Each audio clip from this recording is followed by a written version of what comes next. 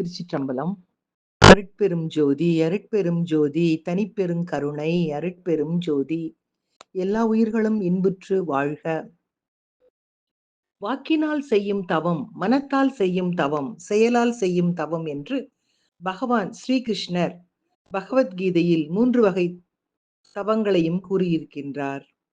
வாக்கினால் செய்யும் தவம், அதாவது கடுமையில்லாத பேச்சு பேச வேண்டும். பிறர் மனதை புண்படுத்தும் வகையில் பேசக்கூடாது. நாம் பேசும் பேச்சில் உண்மை இருக்க வேண்டும். நாம் பேசும் பேச்சு இனிமையும் நன்மையும் அளிக்கக்கூடிய பேச்சாக இருக்க வேண்டும். வேத சாஸ்திரங்கள் எனப்படும் அருள் நூல்களை படிக்கச் செய்யவும் வேண்டும். இறைவன் நாமஜபம் செய்தல் இதில் அடங்கும். இவற்றை வாக்கினால் செய்யும் தவம் என்று சொல்லுகின்றோம். மனதால் செய்யும் தவம், அதாவது அமைதியில் இருக்கும் தெளிந்த மனம், அனைவருக்கும் அருள் புரியும் அன்புள்ளம், பகவானை இடைவிடாமல் சிந்திப்பதால் ஏற்படும் மௌனம், அடங்கிய மனம், நல்ல தூய்மையான நோக்கம் ஆகியவை எல்லாம் மனதால் செய்யக்கூடிய தவம் என்று சொல்லப்படுகின்றது.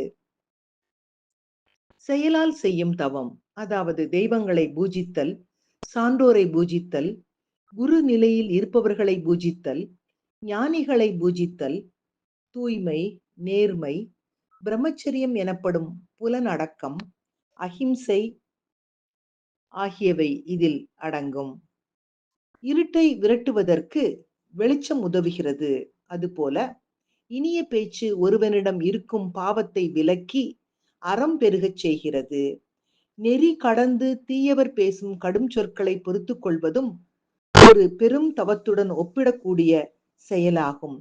நன்றாக வேயப்பட்ட கூரைக்குள் மழை நீர் புகாது. அதுபோல் தவத்தாலும் புலனடக்கத்தாலும் பண்பட்டு விட்ட உள்ளத்தில் தீமைகள் நுழையாது. நமது சொல், செயல், சிந்தனைகளை இறை வழிபாட்டில் ஈடுபடுத்தி இறைவனை நினைத்து பக்தி நிரம்பிய வாழ்க்கையை வாழும் பொழுது நமது வாழ்க்கை சிறப்பாக இருக்கும் என்று சொல்லி இதை இன்றைய சிந்தனையாக்கி மகிழ்வோடு காலை வணக்கம் சொல்வது உங்கள் அழகம்மை சுவாமிநாதன். Happy morning.